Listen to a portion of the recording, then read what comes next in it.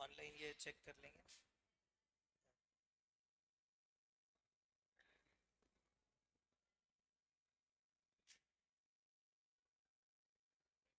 Hello hello hello hello. देख एक बार। Hello hello hello hello hello hello.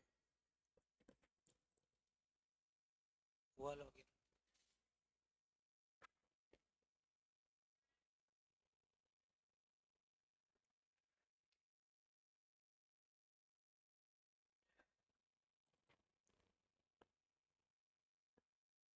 बाकी टाइम लग रहा है। चलिए। कहाँ? ये नहीं, कहीं चलना नहीं, यहीं बैठना है। हाँ जी, कल का रिवाइज किया? कल का रिवाइज किया नोट्स में से? कन्हैया जी आ रही है? हाय यति।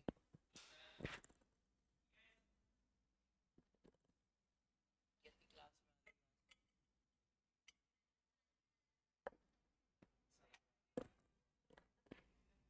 हाँ जी, चलिए शुरू करते हैं।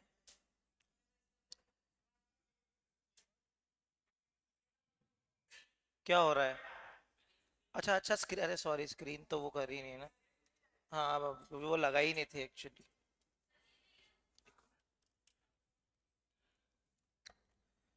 अब आ जाएगा ब्रो। देखिए सर, आ गया। चलिए चलिए। हाँ जी। Significance of the principles of management से शुरू करेंगे, क्योंकि ऊपर के टॉपिक को अपन ने 2 बार पढ़ लिया है। इसमें किसी को कोई परेशानी, दिक्कत? सिग्निफिकेंस से शुरू कर सकता हूं मैं? अरे वापिस चली गई, एक मिनट।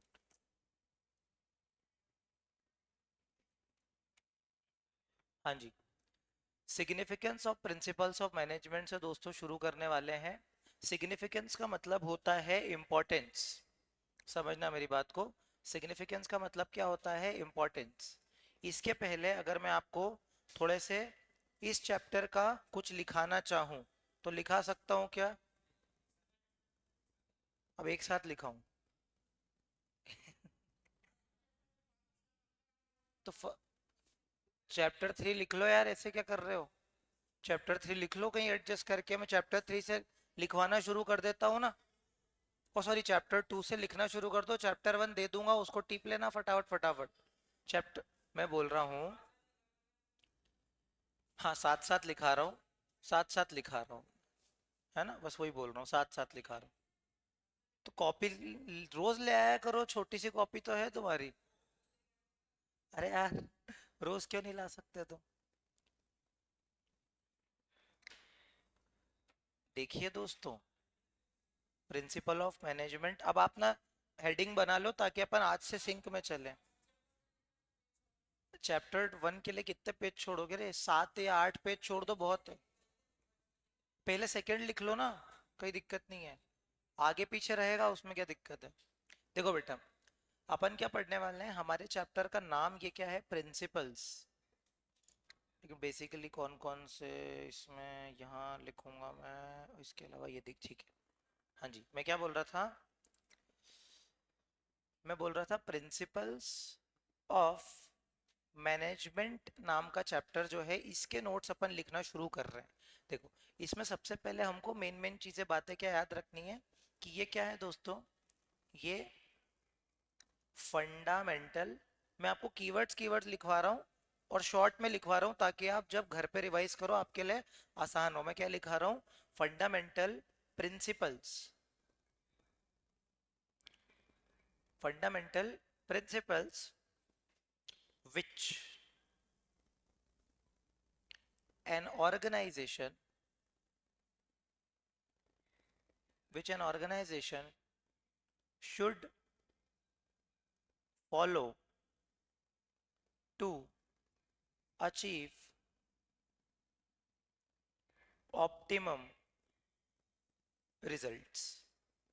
मतलब क्या है कि ये फंडामेंटल प्रिंसिपल्स हैं जिनको फॉलो करके हम क्या कर सकते हैं, हमारे रिजल्ट्स को अचीव कर सकते हैं। ठीक है। एक लाइन तो अपन ये लिख सकते हैं इसमें, फंडामेंटल प्रिंसिपल्स को आप हाईलाइट या अंडरलाइन कर लेना। ठीक है। इसके बाद हमने और क्या पढ़ा था? दे आर ब्रॉड गाइडलाइंस, ये क्या है? ब्रॉड गाइडलाइंस है क्या? नहीं नहीं, 12th की क्लास चल रही है अभी। शुभिका दीदी से बात कर ले बेटा। They are broad guidelines, broad guidelines है and not rigid rules,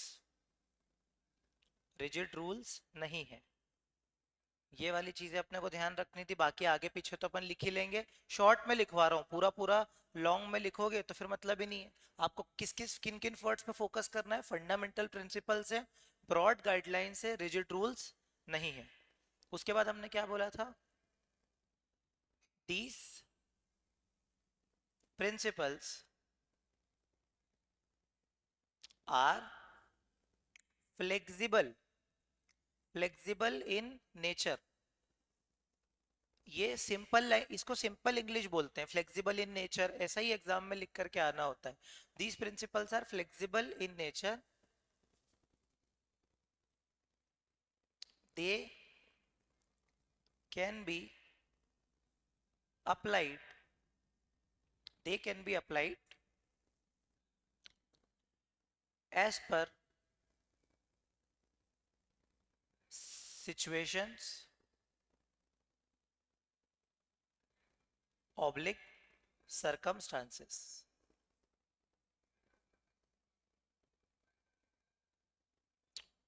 simple हो गया, फंडामेंटल ट्रूथ है, ब्रॉड गाइडलाइंस नहीं है, ब्रॉड ब्रॉड गाइडलाइंस है, रिजिड रूल्स नहीं है, ये प्रिंसिपल फ्लेक्सिबल होते हैं, सरकमस्टांसेस के हिसाब से अप्लाई किए जाते हैं।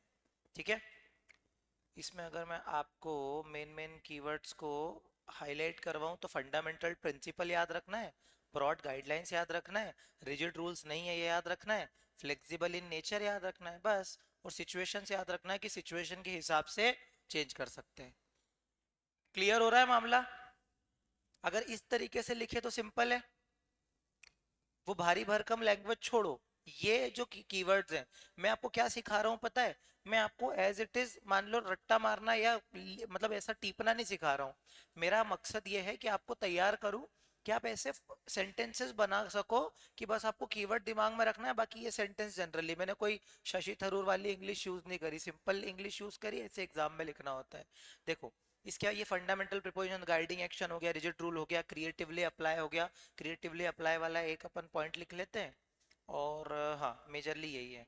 हाँ, इसमें एक और पॉइंट लिख लेते हैं क्रिएटिविटी वाला।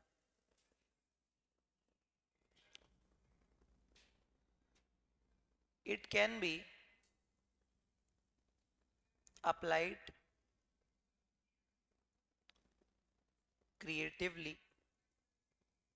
कैसे अप्लाई हो सकता है? ये क्रिएटिवली अप्लाई हो सकता है, it can be applied creatively and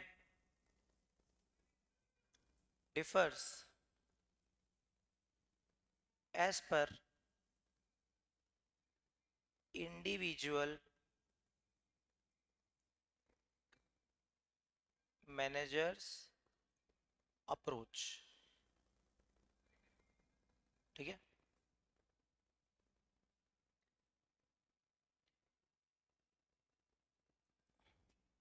और it helps in decision making. बहुत बढ़िया, ये अपनी एक इंट्रोडक्शन तैयार हो गया। It helps in decision making, इसमें भी क्रिएटिवली याद रखना था, इंडिविजुअल अप्रोच अपन याद रख सकते हैं, और डिसीजन मेकिंग में हेल्प करता है याद रखना है। इस तरीके से लिखोगे तो पूरे में से पूरे नंबर मिल जाएंगे। ठीक है, ये था। इसके बाद अपन ये लिख लिया, ये इतना इतना। ठीक है, उसके बाद देखो, उसके बाद प्रिंसिपल्स ऑफ मैनेजमेंट में, हाँ लीजिए सर, लीजिए, लो सर लिखो।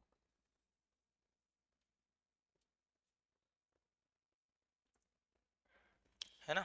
उसके बाद बेसिकली प्रिंसिपल्स ऑफ मैनेजमेंट में हमने बोला था ब्रॉड गाइडलाइन से डिसीजन मेकिंग में हेल्प करता है, ऊपर भी लिख दिया। और इसमें प्रमोशन सीनियोरिटी वाला, क्रिएटिवली, बिहेवियरल टेक्नोलॉजी, ये सब डिस्कस किया था। बेसिकली यही था, तो प्रिंसिपल्स को अलग से लिखवाने की जरूरत नहीं। अगर आप कीवर्ड देखोगे ना तो ब्रॉड गाइडलाइंस है ना, बिहेवियरल प्रिंसिपल है, ठीक है, it deals with human behaviour, ऐसा ऐसा लिखा हुआ है जनरली प्रिंसिपल्स में, ठीक है। अब मैं सीधे नेचर ऑफ मैनेजमेंट में आ जाता हूँ कि नेचर ऑफ मैनेजमेंट में या nature of principles of management में अपन ने क्या क्या पढ़ा, सुनो। तो सबसे पहले अपन स्टार्ट करते हैं नेचर ऑफ प्रिंसिपल्स, हाँ ठीक है। तो अपन इसके एक एक पॉइंटर से स्टार्ट करते हैं। सबसे पहले मैंने क्या बोला, अपन ने हेडिंग डाली, अपन ने एक हेडिंग डाली nature of principles of management, और इस हेडिंग में अपन पहला जो पॉइंटर लिखने वाले हैं उसका नाम क्या है, यूनिवर्सल एप्लीकेबिलिटी, मतलब कि यूनिवर्सली एप्लीकेबल है। अब इसके कीवर्ड में एक बार देख लेता हूँ कि अपन ने क्या क्या याद करा था। यूनिवर्सल एप्लीकेबिलिटी में बेसिकली अपन ने यही याद रखा था कि ऑर्गेनाइजेशन टू ऑर्गेनाइजेशन डिपेंड करता है। वो थोड़ा वो टीचर्स डे का कर रहे हैं बेटा, थोड़ा सा धीरे बोल लो, थोड़ा सा हल्का सा। यूनिवर्सल एप्लीकेबिलिटी में हमने क्या पढ़ा कि हर टाइप ऑफ ऑर्गेनाइजेशन में अप्लाई होता है, तो अपन यहाँ पर भी यही लिखेंगे कि भाई management principles are applicable to all type of organizations। अब मेरे हिसाब से आप इतना तो लिख ही लोगे कि भाई based on size, based on nature, क्योंकि अगर मैं वो भी लिखाऊं तो मतलब नहीं है, फिर तो मेन नोट से हो गए। सिर्फ इन नोट्स का, इन नोट्स को आप मतलब ऐसे यूज नहीं कर सकते सीधे ये पढ़ के काम हो गया। इसको आप रेफरेंस के लिए, रिवीजन के लिए यूज करोगे, और फिर एक बार अपनी बुक भी रखोगे, नोट्स भी रखोगे, दोनों रख करके अपन उसको कॉम्प्लीमेंट करेंगे, ठीक है, ये बात याद रखना। क्योंकि इसमें अपने को based on size, based on nature, ये सब भी लिखना था, है ना। उसके बाद सेकंड वाला पॉइंट क्या है, जनरल गाइडलाइंस। तो यहाँ पर वही चीज है दोस्तों, जनरल गाइडलाइंस लिखेंगे अपन सबसे पहले। सेकंड वाला पॉइंट है, ये क्या है भाई, जनरल गाइडलाइंस है।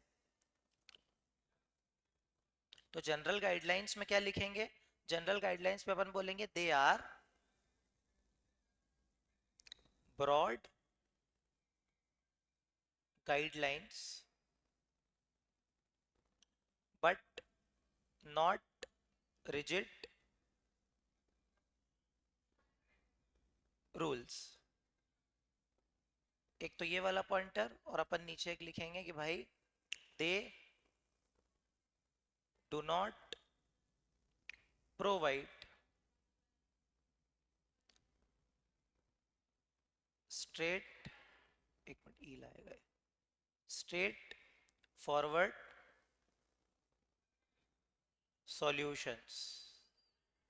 तो अपने को कीवर्ड क्या याद रखने थे, स्ट्रेट फॉरवर्ड सॉल्यूशन और जनरल गाइडलाइंस। और इतना तो आप लिख ही लोगे, स्ट्रेट फॉरवर्ड सॉल्यूशन इसलिए प्रोवाइड नहीं करता है क्योंकि सिचुएशन टू सिचुएशन चीजें डिपेंड करती हैं, ठीक है, बाकी आप लिख लोगे। और ब्रॉड गाइडलाइंस और रिजिड रूल्स तो अपने को लिखने ही थे। ऊपर वाले में अपने ऑल टाइप ऑफ ऑर्गेनाइजेशन, बस इतना अपने को याद रखना है कि सारी टाइप ऑफ ऑर्गेनाइजेशन में ये रूल लगते हैं। लीजिए, ठीक है।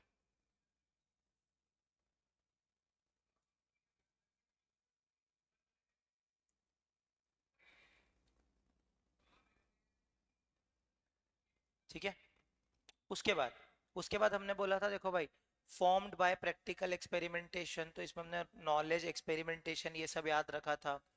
तो ये फॉर्म्ड बाय प्रैक्टिकल एक्सपीरियंसेस में तो आप ये पूरी लाइन ही लिख दो, फॉर्म्ड बाय प्रैक्टिकल एक्सपीरियंसेस में, क्योंकि ये बेसिकली नॉलेज, एक्सपीरियंस, एक्सपेरिमेंट, तीन कीवर्ड लिख लो बस, इतना ही है।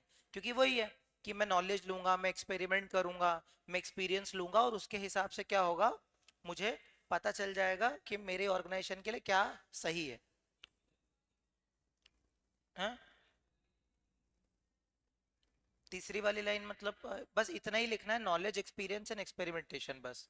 क्वेश्चन नंबर फोर्थ में क्या है, फ्लेक्सिबल, फोर्थ पॉइंट में तो हम यही लिखेंगे भाई कि फ्लेक्सिबिलिटी में, मैं फोर्थ वाला डायरेक्टली लिख रहा हूँ, थर्ड वाला तो सिंपल है। फोर्थ वाले में बस आपको इतना लिखना है ब्रो, इसकी हेडलाइन क्या थी, फ्लेक्सिबिलिटी ना, तो हम ऐसे लिखेंगे भाई ये क्या है, फ्लेक्सिबल है। फ्लेक्सिबल क्यों है, it can B, it can B modified as per given situation, या फिर मॉडिफाइड के ऑब्लिक में अडेप्टेबल लिख लेना। अडेप्टेबल, अडेप्टेबल का मतलब कि सिचुएशन के हिसाब से हम चेंज भी कर देते हैं। तो these are adaptable principles. It can be modified, adaptable as per the given situation.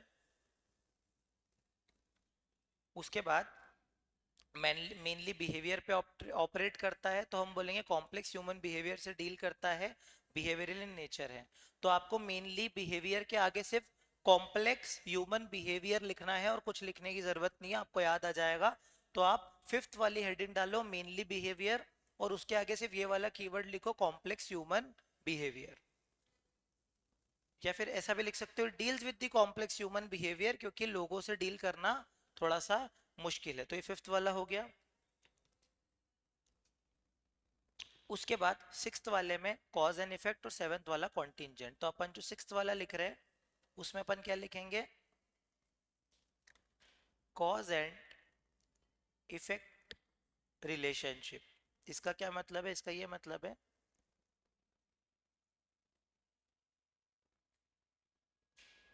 Results of managerial activities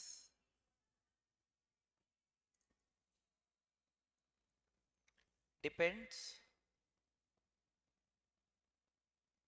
on actions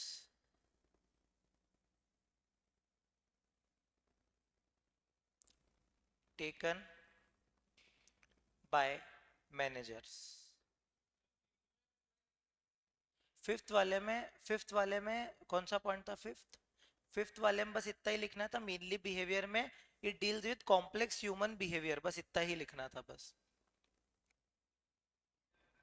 ये मैंने सिक्स्थ वाला थोड़ा आसान बता दिया कि ये रिजल्ट होते हैं, किसके रिजल्ट होते हैं, जो मैनेजेरियल एक्टिविटीज डिपेंड करती हैं उनके एक्शंस पे, कि रिजल्ट वो आएंगे जो आप एक्शन लोगे, ये बोला था। और सेवेंथ वाले में कॉन्टिंजेंट, तो हमने बोला था कि जो सेवेंथ वाला है उस सेवेंथ वाले में हम ऐसा लिखेंगे कॉन्टिंजेंट, और कॉन्टिंजेंट में अपन लिखेंगे कि management principles can be applied, management principles can be applied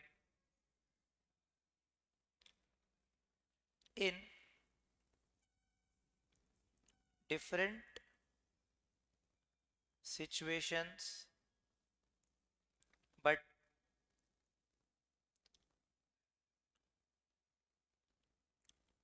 its results are dependent on prevailing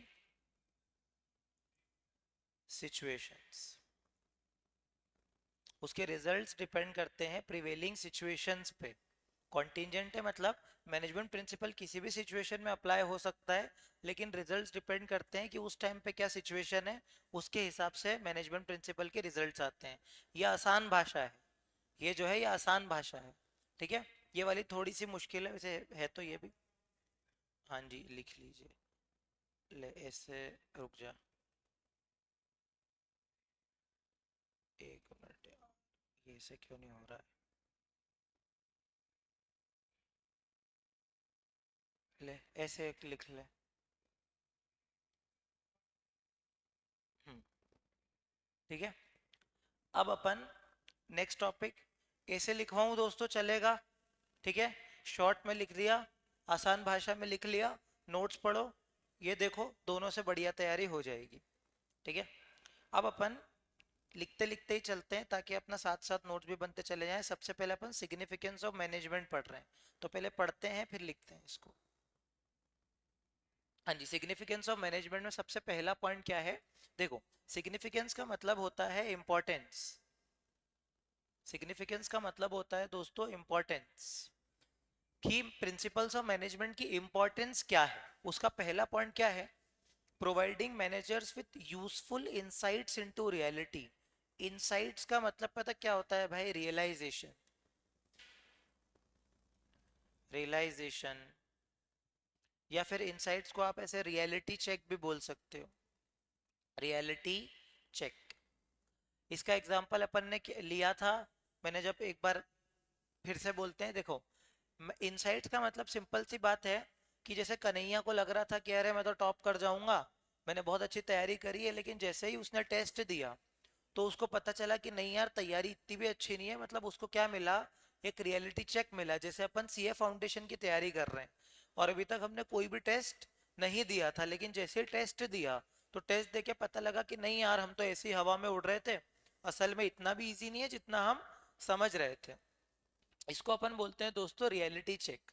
तो वैसे ही प्रिंसिपल्स ऑफ मैनेजमेंट ना हमको गाइड करते हैं। गाइड गाइड कैसे करते हैं? Useful insights into real world situation. इसका सिंपल एग्जांपल ये है दोस्तों कि हमारे सोचने से कुछ नहीं होता।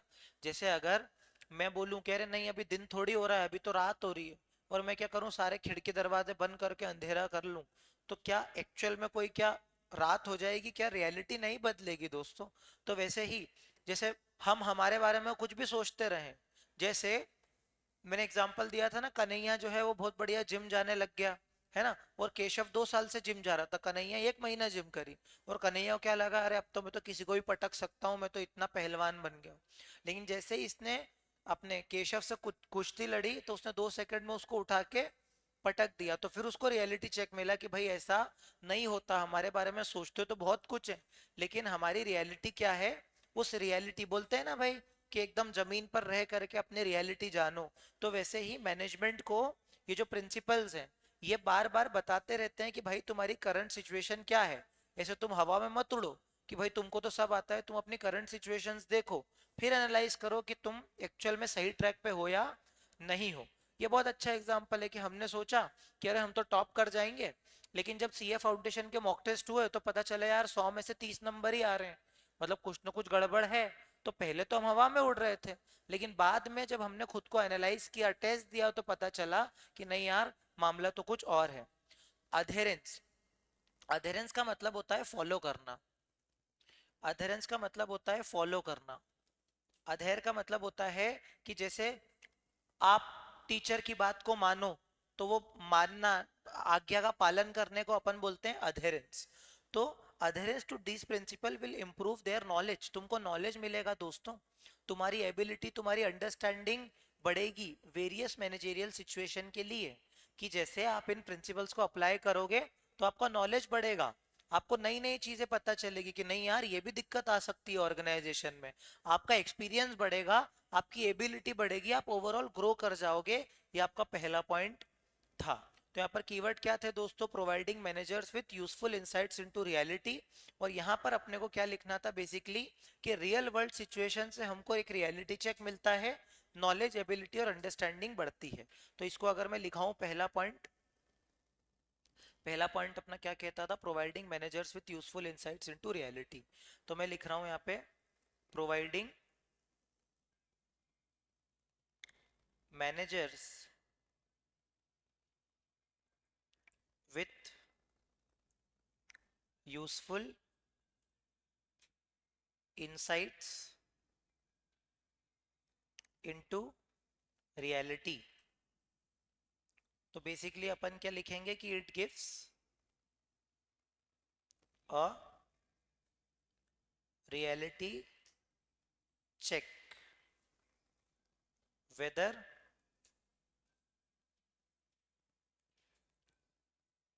मैनेजर्स या मैनेजमेंट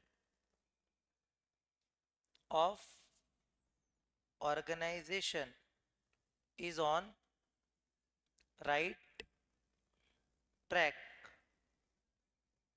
और नॉट। ये सबसे बढ़िया लाइन है कि आप राइट ट्रैक पे हो या ना हो, इसकी रियलिटी चेक देता है। फिर हम लिखेंगे It improves. It improves knowledge.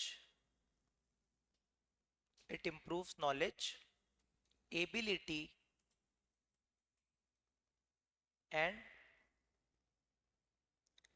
experience of management into real managerial problems and its solutions. Simple language लग रही है ये? मतलब इसका मतलब क्या था? रटने की जरूरत है क्या? क्या बोला मैंने कि यूजफुल इंसाइट्स इनटू रियलिटी, मतलब ये रियलिटी चेक देता है आपको कि आप सही ट्रैक पे हो या नहीं हो। ये आपकी नॉलेज इंप्रूव करता है, आपकी एबिलिटी इंप्रूव करता है, आपका एक्सपीरियंस इंप्रूव करता है रियल लाइफ प्रॉब्लम्स और उनके सॉल्यूशंस पे, ताकि आप ग्रो कर सको। ये लैंग्वेज लिखेंगे, पूरे में से पूरे मार्क्स ही देना है उसने अपने को। ठीक है, बहुत बढ़िया दोस्तों, ये पहला पॉइंट था। इसके बाद सेकंड वाला पॉइंट। सेकंड वाला पॉइंट क्या बोल रहा है? Optimum utilization of resources. भाई ये तो पढ़ते ही चले जा रहे हैं ना। ये ऑप्टिमम यूटिलाइजेशन ऑफ रिसोर्सेज से किस एक मैजिकल वर्ड की याद आ रही है आप लोगों को? ऑप्टिमम यूटिलाइजेशन ऑफ रिसोर्सेज मतलब एफिशिएंसी। एफिशिएंसी मतलब क्या है? कम खर्चे में ज्यादा से ज्यादा आपको आउटपुट मिल रहा है। कम मटेरियल यूज करके ज्यादा ज्यादा आउटपुट आपने प्रोड्यूस करा। तो resources with the companies are limited. Resources में क्या आएगा दोस्तों? पैसा आएगा।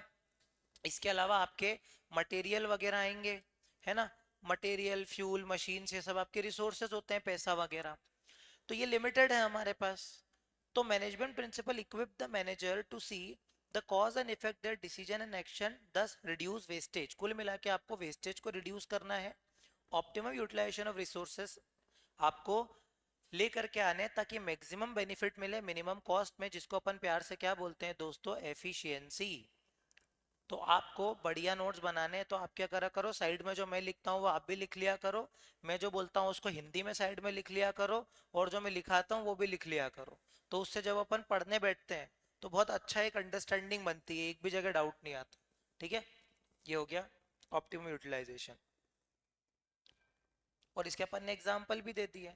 जैसे अपन ने ऊपर मैंने बोला था ना कि एकदम से आपको रियलिटी चेक मिला, तो हमने इसका एग्जाम्पल क्या है कि एकदम सडन फॉल हो गया, हमारी सेल एकदम से गिर गई जब हमने फोरकास्टिंग प्रिंसिपल लगाया। फोरकास्टिंग का मतलब होता है दूर की सोच। जैसे कि जब हमने देखा कि अगले 5 साल में हमारा क्या बिजनेस जाना थी, जब 5 साल में हमने नजर दौड़ाई तो पता चला नहीं भाई अपन तो बहुत पीछे जा रहे हैं, मतलब कि हमको एक रियलिटी चेक मिला। और सेकंड वाले में मैंने क्या बोला? टोयोटा ने लेस मैन्युफैक्चरिंग, लीन मैन्युफैक्चरिंग नाम की एक टेक्निक होती है, जिससे उसकी कॉस्ट क्या हो गई? रिड्यूस हो गई। अब इसको लिखते हैं अपन, ऑप्टिमम यूटिलाइजेशन ऑफ रिसोर्सेज को। हाँ, ये इसका फोटो खींच ले, इसका फोटो खींच ले।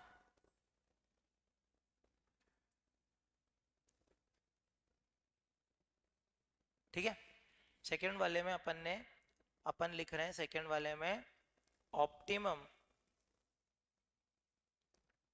Utilisation of resources.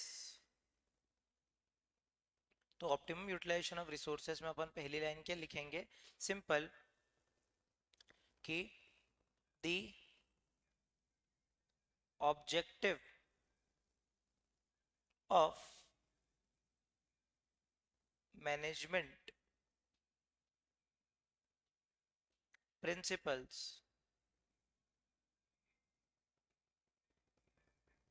is to provide maximum results with minimum input।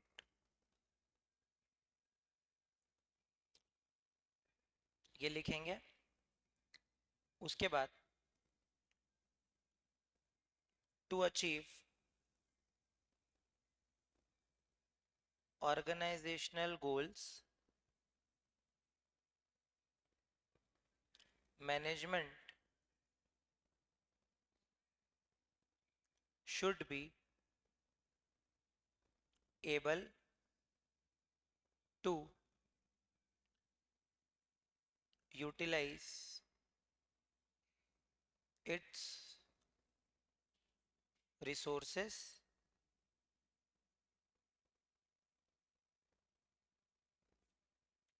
इन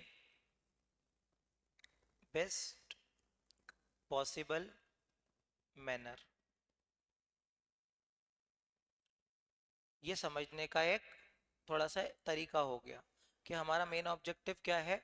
हमारा मेन ऑब्जेक्टिव ये है कि हम हमारे रिसोर्सेस को ऐसे यूटिलाइज करें कि मिनिमम इनपुट पे हम मैक्सिमम रिजल्ट्स अचीव कर सके, और हम मैक्सिमम तरीके से अपने रिसोर्सेस को क्या कर सके, यूटिलाइज कर सके।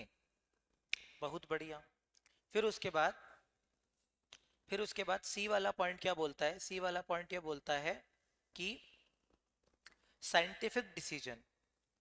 साइंटिफिक डिसीजन से हमारा क्या मतलब है?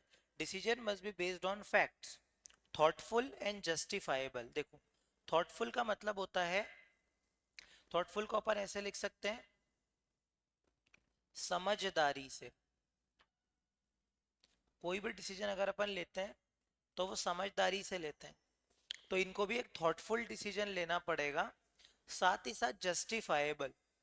जस्टिफाइबल का मतलब है कि आप जस्टिफाई तो कर पाओ। अरे इधर देख लो बेटा, देखो, जस्टिफाई करने का ये मतलब है,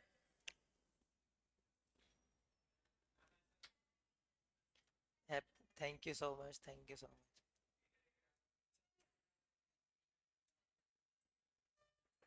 हाँ जी, thank you so much, thank you. देखो, जस्टिफाइबल का मतलब ये है, जैसे एज द मैनेजर मैंने एक डिसीजन ले बेटा, ट्वेल्थ वाले थोड़ा इधर देख लो, 10 मिनट की क्लास बची है, फिर अपन खेलेंगे आराम से, दिक्कत नहीं। अभी इधर देख लो, इधर इधर देख लो, सुनो मेरी बात, मैं क्या बोल रहा हूँ। मैं ये बोल रहा हूँ, जस्टिफाई जस्टिफाई करने का मतलब क्या होता है? जैसे कि मैंने कोई डिसीजन लिया, मैंने एक एम्प्लॉय को रखा हायर सैलरी पे। मान लो नॉर्मल अपन सैलरी 10 लाख बांटते हैं, अपन ने उसको 20 लाख सैलरी दे दी। तो सारे मैनेजर, सारा मेरे को टॉप मैनेजमेंट मुझसे पूछेगा, जस्टिफाई करो, मतलब एक्सप्लेन करो, तुम साबित करो कि तुमने क्यों ये इसको इतनी सैलरी पर रखा है। तो मैं जस्टिफाई कर रहा हूँ कि अरे सर, इसको एआई पूरा आता है, ये अपनी ऑर्गेनाइजेशन को कहाँ से कहाँ पहुंचा देगा। जैसे अगर मैंने कोई इवेंट में मान लो 10 लाख रुपए खर्चा करवा दिए ऑर्गेनाइजेशन के, तो मेरे से टॉप मैनेजमेंट पूछ रहा है कि इतना खर्चा करवाने की क्या जरूरत थी, हमारे इवेंट तो 2-3 लाख में हो जाते हैं। तो फिर मैंने उनको समझाया कि नहीं भैया, ये अपने लिए जरूरी है, नया मार्केट खुल रहा है, तो यहाँ से अपनी ज्यादा सेल आ जाएगी। मतलब कुल मिला के ऐसा होता है ना, लोग बोलते हैं ना, जस्टिफाई मत कर अपनी गलती को, जस्टिफाई मत कर। जस्टिफाई करने का मतलब है कि फालतू में बहाने मत बना। तो जस्टिफिकेशन का मतलब क्या होता है? रीजनिंग देना। तो वैसे ही डिसीजन मेकिंग में हम क्या कर रहे हैं, डिसीजन मेकिंग में हम जब भी कोई डिसीजन लेते हैं ना मैनेजमेंट का, हमको थॉटफुल डिसीजन लेना पड़ता है, समझदारी से डिसीजन लेना पड़ता है, सोच समझ के, और ऐसा डिसीजन लेना चाहिए जो हम लोगों को जस्टिफाई भी कर सकें कि नहीं यार देखो, मैंने ये सही किया है, आप साबित कर सको, प्रूफ कर सको। तो management principle must be timely, realistic and subject to measurement. मतलब कि आपके जो प्रिंसिपल्स है ना, वो ऐसे होने चाहिए कि वो बेटा थोड़ा सा धीरे बोल लो प्लीज। रियलिस्टिक का मतलब है, आप ऐसा नहीं बोल सकते कि जैसे कन्हैया हमारा बॉस है, तो उसने मेरे को बोला कि लो अपना प्लान बना के दिखाओ अगले 5 साल का। तो मैंने जब 5 साल का प्लान बनाया, तो उसमें मैंने क्या बोला कि अरे अभी तो हमारी सेल 10-10 करोड़ हो रही है, लेकिन ना अगले साल ना 50 करोड़ हो जाएगी। तो भाई कहाँ से हो जाएगी? मतलब रियलिस्टिक प्लान बनाओ ना। जैसे कि कोई व्यक्ति जो है वो 40% भी नहीं लाता था, अब उसने क्लेम कर दिया कि 90% तो मेरे ही आएंगे। तो आ सकते हैं, लेकिन थोड़ा रियलिस्टिक तो बनाओ ना। रियलिस्टिक मतलब based on the current situation. कुछ भी प्लान मत बना लो कि कोई बोले 50 ओवर के क्रिकेट में 1000 रन बन जाएंगे। अरे भाई 300 मुश्किल से बनते, 1000 कहाँ से बन जाएंगे? मतलब आपको रियलिस्टिक प्लान बनाना है। दूसरा, टाइमली। ऐसा नहीं कि आपने प्लान बनाया और वो मान लो 15-20 साल में अचीव हो रहा है, तो क्या मतलब? प्लान आपका 1-2 साल में अचीव हो जाना चाहिए ना, टाइमली होना चाहिए। और साथ ही साथ फ्री फ्रॉम बायस एंड प्रीजुडाइज। समझना मेरी बात को। बायस का मतलब होता है भेदभाव करना। जैसे कि आपने क्या किया, ओ भैया थोड़ा सा धीरे बोल लो प्लीज, सुनो मेरी बात। बायस का मतलब ये होता है कि जैसे मैं फाइनेंस मैनेजर हूँ और कोई प्रोडक्शन मैनेजर है, तो प्रोडक्शन मैनेजर क्या कर रहा है पता है? नहीं नहीं, सारा पैसा मुझे ही दे दो क्योंकि मेरे को मेरा प्लान अचीव करना है, एडवर्टीजमेंट में 1 रुपया भी खर्चा मत करो। तो भाई ऐसा थोड़ी होता है यार। तुमको बायस प्लान नहीं बनाना है, ऐसा नहीं कि तुमने एक डिपार्टमेंट में पूरा पैसा दे दिया, दूसरे डिपार्टमेंट के लिए बचा ही नहीं।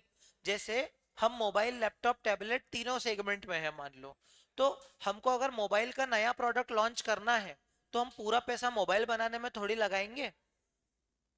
ऐसा थोड़ी करेंगे कि पूरा पैसा अपन ने मोबाइल बनाने में ही लगा दिया, क्योंकि फिर लैपटॉप और टैबलेट की मैन्युफैक्चरिंग ही नहीं हो पाएगी। इसीलिए आपको जब प्लान बनाने हैं तो पूरी ऑर्गेनाइजेशन को ध्यान में रख करके बनाने हैं। और प्री जुडाइज का मतलब कि अपने ना सोच को एकदम पक्का नहीं रखना है। प्रीजुडाइज का मतलब होता है किसी की सोच ना बहुत ज्यादा कट्टर होती है, कि वो उसके सामने आगे सोच ही नहीं पाता है। जैसे किसी ने बोल दिया कि नहीं भाई जो है कि फॉर एग्जांपल बिजनेस ही अच्छा होता है, जॉब तो अच्छी होती ही नहीं है, या जॉब ही अच्छा होता है, बिजनेस तो अच्छा होता ही नहीं है। तो ये भाई तुम्हारा एक एक ऐसी सोच है, इसको आपको चेंज करना पड़ेगा क्योंकि सिचुएशन टू सिचुएशन डिपेंड करता है। तो प्रीजुडाइज का मतलब होता है कि आपने कोई पुरानी एकदम बोलते हैं ना ऐसे स्टीरियोटाइप सोच बना रखी है। तो यहाँ पर कुल मिला के बात सिंपल सी है कि जब भी आप डिसीजन लो, आपके डिसीजन कैसे होने चाहिए? थॉटफुल होने चाहिए, मतलब समझदारी से होने चाहिए। दूसरा जस्टिफाइबल, मतलब आप क्या कर सको, जस्टिफाई भी कर सको, आप रीजनिंग भी दे सको कि देखो मैंने डिसीजन सही लिया है। साथ ही साथ आप भेदभाव ना करो और अपनी कट्टर सोच को थोड़ा फ्लेक्सिबल रख करके डिसीजन लो। तो बस साइंटिफिक डिसीजन में अपने को यही लिखना है। देखो साइंटिफिक डिसीजन में थर्ड वाले में,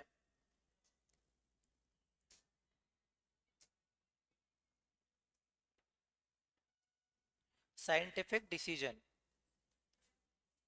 तो साइंटिफिक डिसीजन में बेसिकली अपने को क्या लिखना था? ये लिखना था कि decisions decisions of organization should be thoughtful। सबसे पहले कैसे होने चाहिए वो? थॉटफुल, सॉरी थ्रोट नहीं, सॉरी थॉटफुल। सबसे पहले कैसे होने चाहिए दोस्तों? थॉटफुल होने चाहिए। थॉटफुल के अलावा हमने क्या बोला था कि ये कैसे होने चाहिए? जस्टिफाइबल होने चाहिए। जस्टिफाइबल होने चाहिए। Justifiable in the given situation, in the given situation, and must be free from bias and any prejudice। कुल मिला के बात ऐसी है कि साइंटिफिक डिसीजन में अपने को मेजरली 4 कीवर्ड याद रखने हैं कि हमारे जो डिसीजन है वो कैसे होने चाहिए। थॉटफुल, साथ ही साथ उसको इंसाइटफुल भी बोल सकते हैं। जस्टिफाइबल होने चाहिए, मतलब हम किसी को रीजनिंग देकर के प्रूफ कर सके कि हमने सही डिसीजन लिया था। किसी भी प्रीजुडाइज से क्या होने चाहिए उसको? प्री, हाँ,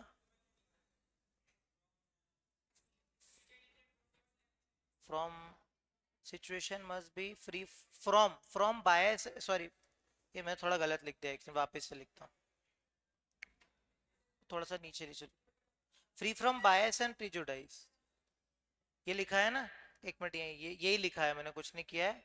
ये जो है ना, यही लिखा हुआ है, फ्री फ्रॉम बायस एंड प्रीजुडाइज। फिर से लिख देता हूँ।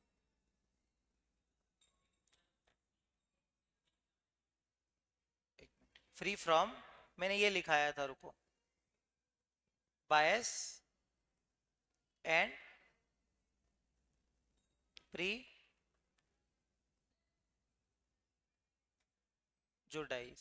प्रीजुडाइज की स्पेलिंग गलत लिख रहा हूँ क्या मैं बार बार? प्रीजुडाइज ये आएगा, मैं गलत स्पेलिंग गलत लिख रहा था, वही तो है ना। प्रीजुडाइज अब सही लिखी मैंने। ठीक है, अब ठीक है। तो बेसिकली अपने को ये लिखना था, ये टेक्निक सही है पढ़ने की, लिख लो उसके बाद याद कर लो, फिर तो क्या है। अब आप, हाँ हाँ, अब सुनो आपको करना क्या है, सुनो। जैसे आज पहले चैप्टर का जो है आप टेस्ट दे दो, ऐसे नोट्स लिख लूंगा तो आप उसको बाद में लिख लेना चैप्टर 2 के बाद। ये जो लिखाता हूं ना, अब जब आप रिवीजन करो तो अपनी कॉपी भी रख लो, नोट्स भी रख लो। फिर कॉपी और नोट्स दोनों साथ साथ पढ़ो, और उसके बाद बस ये कीवर्ड्स पे फोकस करो। इतना भी कर लोगे ना तो आपका काम हो जाएगा, ठीक है। बाकी अपन कल मिलते हैं, बाय बाय।